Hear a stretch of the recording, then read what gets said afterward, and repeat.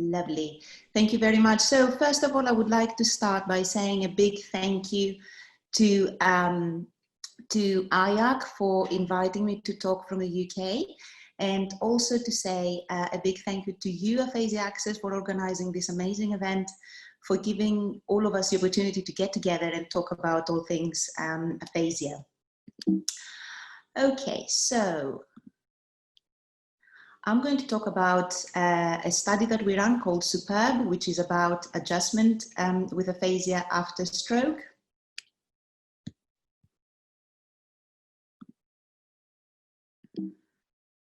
Okay, and Superb is a large study that looks at adjustment with life after stroke and aphasia, and it had multiple aims. But for today, I'm going to focus on the feasibility randomized control trial that looked at comparing usual care that people receive after stroke to usual care plus peer befriending. And this is what I'm going to cover in my presentation. So starting with the need for the study, Caroline talked about it as well. Low mood and depression are very common after stroke and aphasia. In stroke, people may suffer from depression. Between 25 and 79% of them may suffer from depression. So at any one time, about a third of all stroke survivors may suffer from depression. And the problem is even higher in people with aphasia. This study showed that at 3 months after stroke, 70% of people with aphasia had depression. And by 12 months, this was down to 62%, which is still very high. So not only is depression very prevalent after stroke and aphasia, it's also persistent. And depression really matters. Depression makes people benefit less from rehab and achieve lower long-term outcomes. So people don't gain all they could gain from the rehab if they are depressed. It also leads to higher mortality rates. And depression is also persistent. So not only do we need interventions that treat depression, we also need interventions that promote well-being and adjustment with aphasia and may prevent depression from happening in the first place. Or if people have depression early post-stroke, may help them battle it and get better and not suffer from it in the long term. And you saw this model earlier, Caroline presented this. This is a very big, very busy slide, I'm aware of that, but the only thing I want to focus on is the bottom of this pyramid. And the bottom of this pyramid suggests that everybody after stroke and aphasia should have access to psychological therapies. So everybody should have something that makes them feel better and promotes their well-being. So from all these interventions that are possible at this stage, and these are interventions that are delivered by health professionals, by people like us, speech and language pathologists or other members of the stroke team, or people with aphasia themselves or volunteers and voluntary bodies. So from all these interventions, we chose to explore in more detail peer befriending. And we did this because peer befriending may have benefits, not just for the person with aphasia receiving the intervention, but also for the person with aphasia delivering the intervention. So we think it's a very promising intervention to explore more systematically. So I'm going to come on now to the aims and design of our study. And I just want to highlight that we've got our protocol paper published, which describes all the details about the study. And it's published in Pilot and Feasibility Studies, which is an open access journal, so anybody can access it free. Before I get into the details of the study, I would like to acknowledge our collaborators. So Superb is a large study, it's a 4.5-year study that involves multiple partners from different universities here in the UK. And I would also like to acknowledge our funders, the Stroke Association. I would also like to say a big thank you to the people with aphasia who have advised us and supported us throughout the study, to our consultants with aphasia that were very involved with the study in its first year in particular, helping us in every aspect of the study, and to our user group, to people with aphasia and their partners that were involved with us in every step of the trial. Okay, so SUPERB is a feasibility trial. It uses multiple methods, and it also has multiple aims. But here we're focusing on the feasibility aspects of the study. So we're looking at whether the study design and the intervention we're offering is acceptable to people, and also whether it is feasible to recruit participants and keep them in the study, and whether people find the intervention and everything as it should be.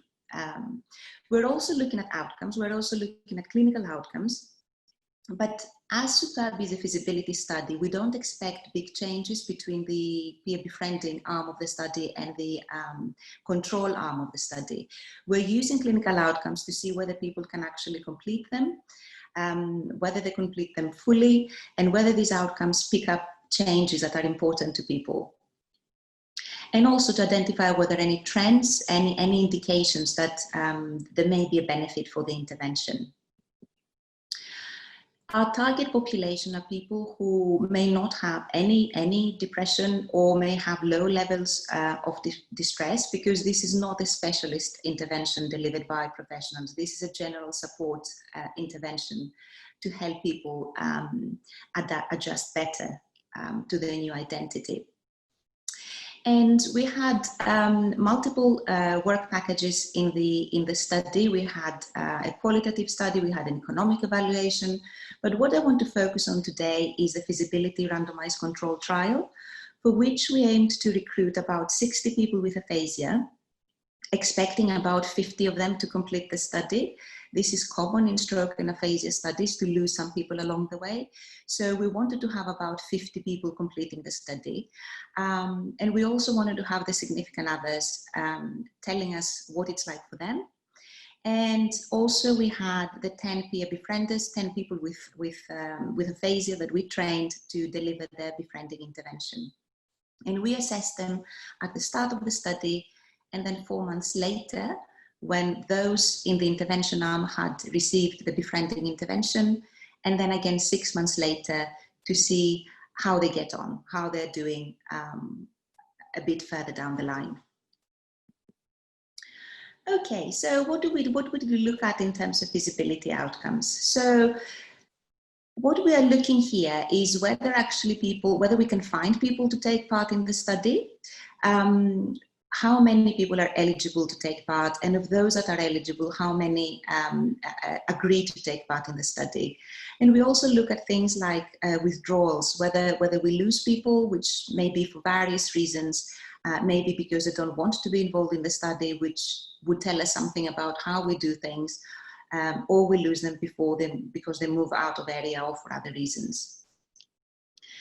In terms of acceptability outcomes, we looked at how acceptable the study was and the intervention to participants. And we looked at this through qualitative interviews, but we also looked at things like how complete the data was. So did people complete all the assessments and all the questionnaires that they had to do with us? Did people who were assigned to the intervention completed the intervention as intended? And in terms of our clinical outcomes, here we have more outcomes than we would probably have in a definitive trial, because we're also looking at how people do in terms of completing these outcomes. So for participants with aphasia, the main measure, what we call a primary outcome measure, was the general health questionnaire. And this is a scale which is used to screen for emotional distress. And in terms of the secondary outcomes, we had measures of communicative participation, of well-being, of community integration, of confidence in communication and friendships. And we also had the GHQ-12 as a binary or categorical outcome. And this means that we use the scores on the GHQ-12 differently.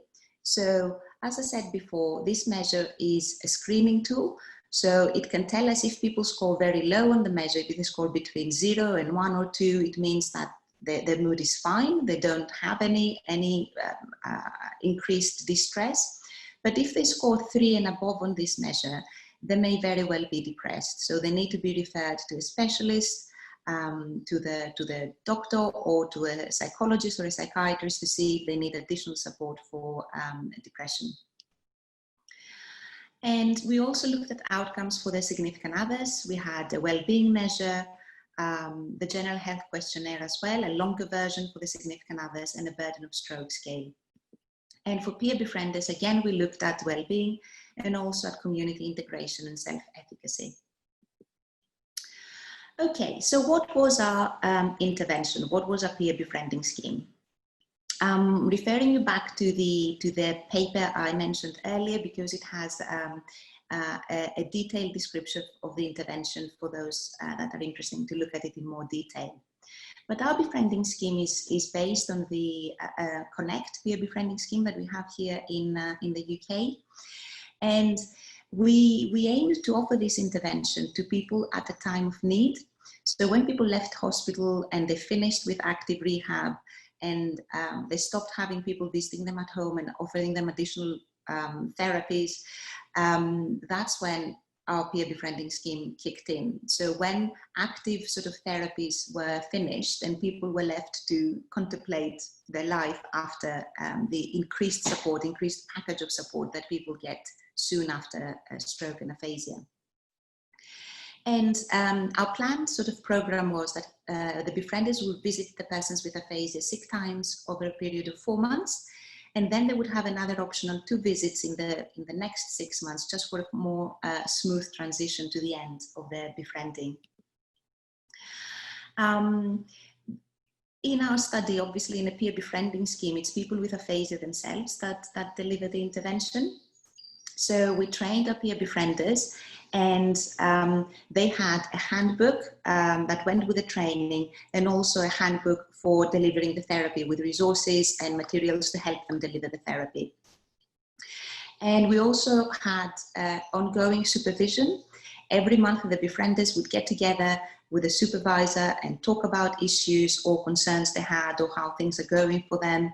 And also anybody could contact the supervisor as and when needed via email or phone or whichever way for additional support. So what is peer befriending? Peer befriending is a support system, it's an intervention that is provided by people with experience of the condition to others sharing a similar condition in order to help them make wanted social and personal changes.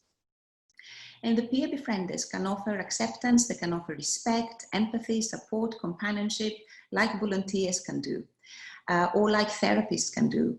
But on top of that, they have their own experience of aphasia. And this, we know from people with aphasia, is very powerful. So they have this shared experience, and they can talk to people with aphasia from a perspective of knowing how things are. And also they have ideas to cope that are very genuine and meaningful to people with aphasia. And as an intervention, peer befriending has been explored in other areas. It hasn't been explored systematically in stroke and aphasia before our study, but it has been explored in different areas, and generally it has been found that it leads to benefits, especially on depressive symptoms. So in Superb, we had a system of matching people. So we asked people about interests and preferences, and we tried to take this into account when we matched the befriender with a person with aphasia. Our primary factor was geography, where people lived, because the peer befriender needed to be able to go to the person with aphasia and offer and see them, visit them, but also because we wanted the befrienders to become a resource in the local community so they could support other people with aphasia in the future. And in the first meeting, they talked about practicalities like the frequency of the meetings, the schedule, the nature of the visits, and also goals that the person with aphasia wanted to address.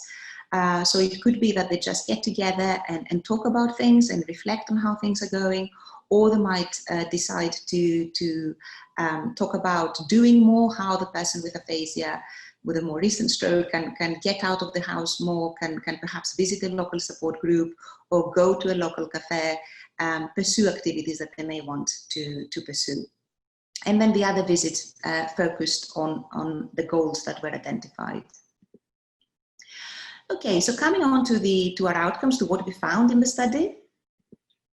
First of all, we recruited 62 people with aphasia, and of those, 56 completed the study.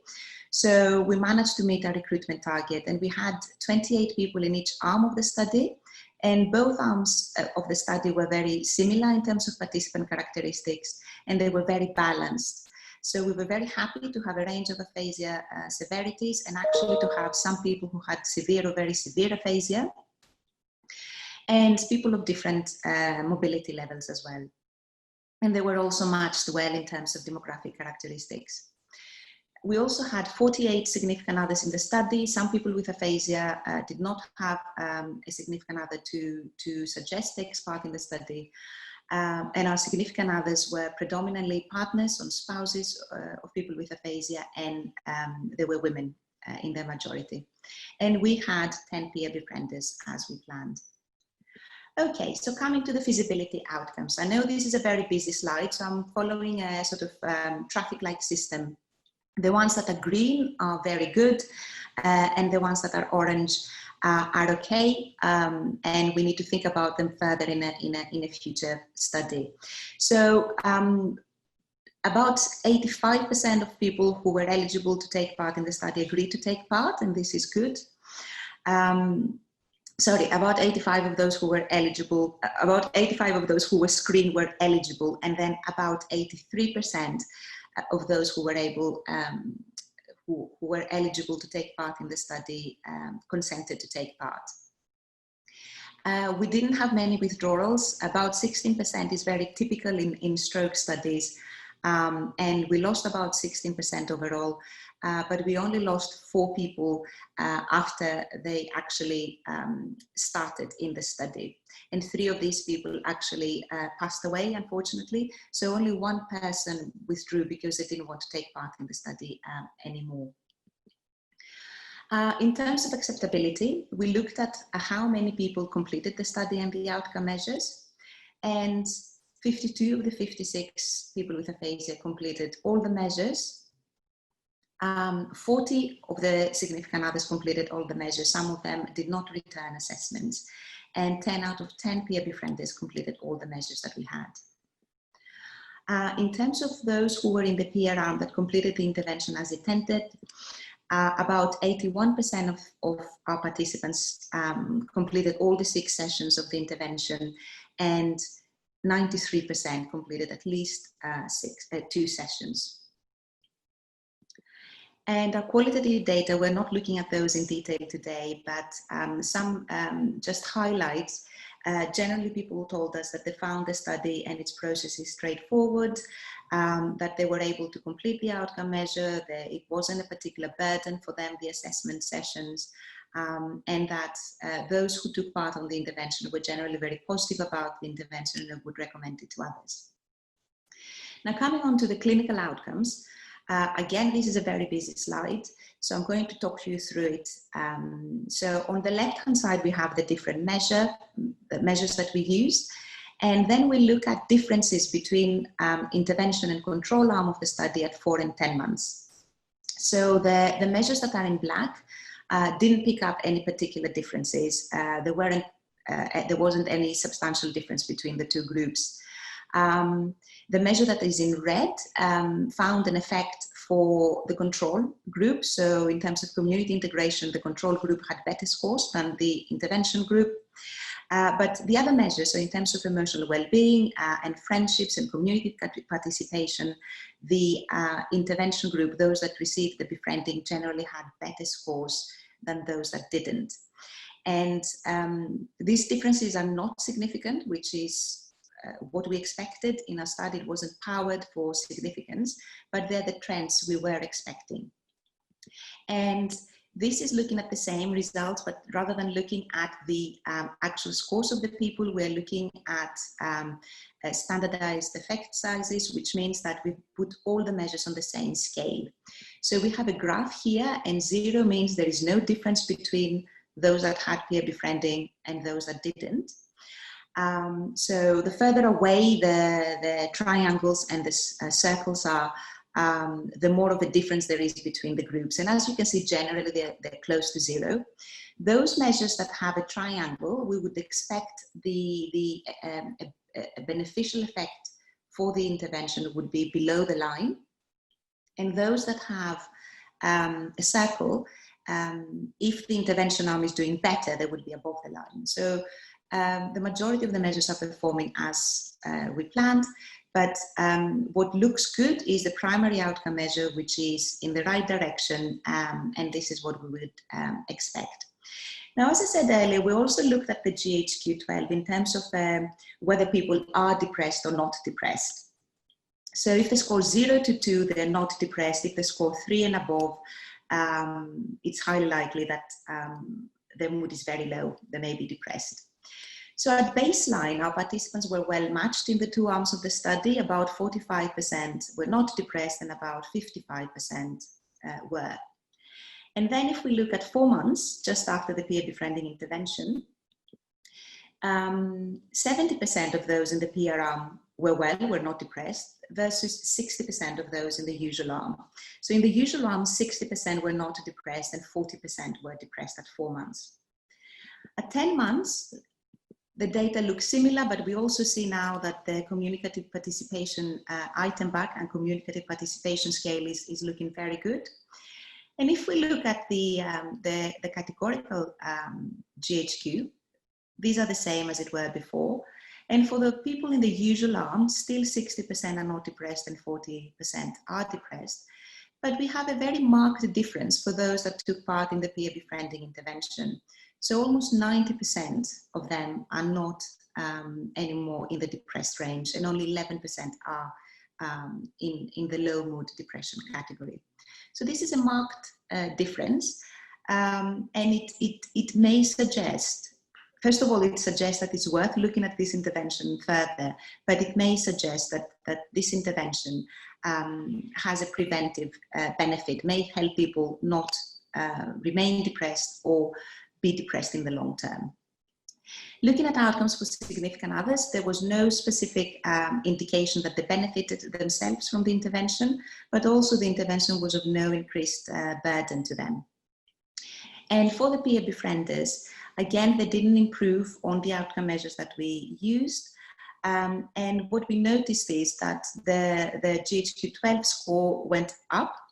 So this is not unexpected. Our befrienders take a very active role supporting people who have recently had the strokes.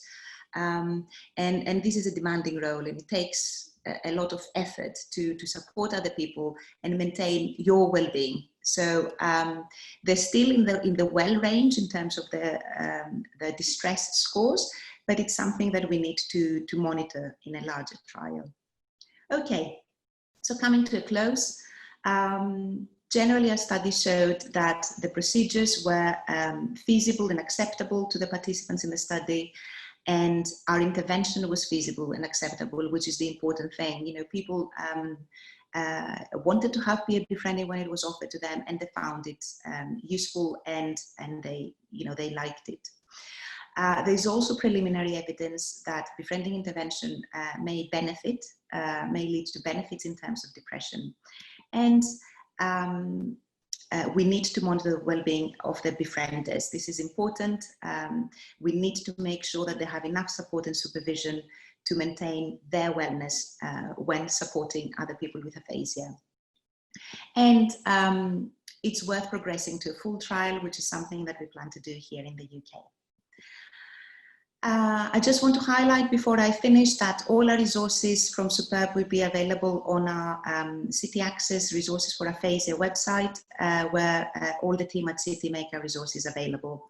And I would like to thank you and invite any comments that people may have.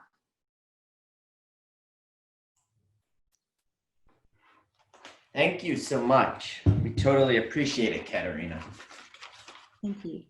If there's any questions, you can throw them in the chat bar. I think, folks, we may be in good shape today.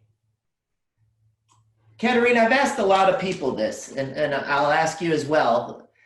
In all of this, if we get down to one core idea, one nugget, one thought that you want to make sure people remember about the work that you're doing, what would you share with us? Very difficult question.